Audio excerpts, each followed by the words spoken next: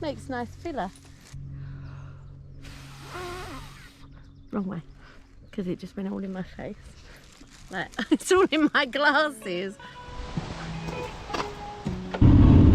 The other day, a pal and I were putting the world to rights, and he happened to mention that with the price of everything suddenly skyrocketing, he was struggling to afford days out with his family.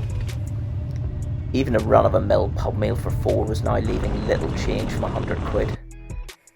So it got me thinking about days out. You see, I've never really subscribed to the idea that good experiences need to cost a lot. In actual fact, I always find it more rewarding and enjoyable when things cost little or nothing. And I prefer a steak grilled over a campfire than posh nosh in a restaurant. That's another reason why I love bikes and riding. You can spend as much or as little as you want and still get tons of enjoyment from it. So on this occasion I heard that a local museum was hosting a vintage fair jumble sale type day. So we took Dolly and rode a short distance to the museum, stopping en route for some fuel and supplies. The queue to get into the museum car park gave us an early indication this was a popular event.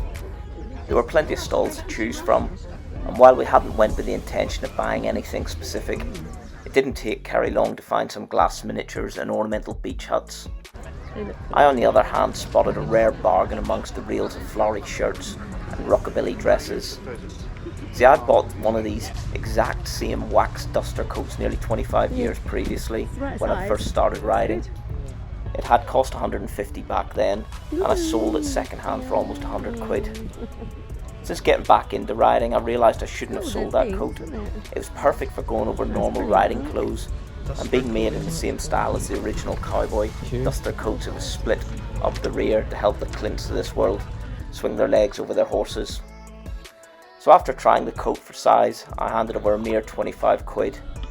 A quick wash and re-wax, and the coat will be as good as new.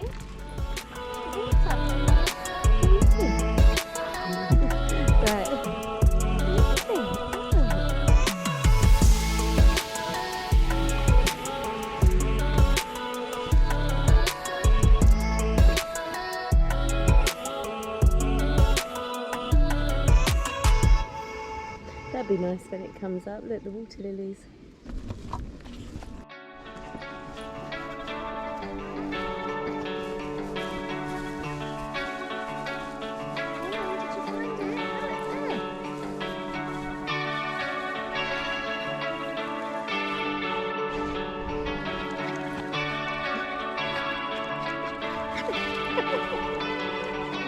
If you go tumbling, you'll be in there, you silly thing.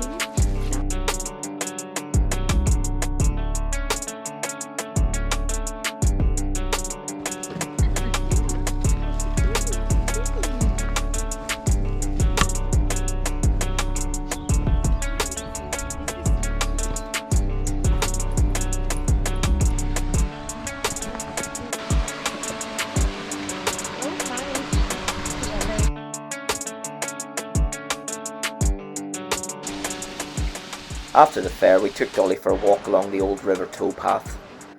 On a low overcast, the day was warm, and it was great to see the flowers and trees beginning to burst into life following the unseasonable cold.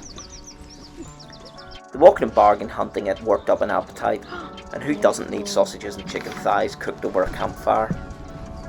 The only thing missing was a cold beer, which was a cock-up on my part, but a cup of tea sufficed. So like a kid with a new toy, I wore my duster coat for the short ride home, and it wasn't actually a bad call, as the first spots of rain began to fall. And that was another adventure added to the memory bank. And what did it cost? Well, aside from our voluntary purchases at the fair, nothing more than a pack of sausages and chicken thighs. And anyone is capable of undertaking a mini adventure like this. Now, even if you live in the city, there's always a park or a dedicated open space nearby. Yeah, sure, there'll always be those who pour scorn and those who do things on a budget. But how valid is their opinion? And ultimately, does it really even matter? And it's yet another reason why I love the whole biking scene and community. You can ride what you want, wear what you want, go where you want, do what you want.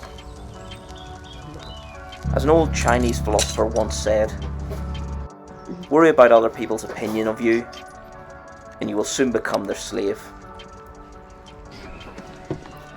So until next time, friends, ride safe, ride often.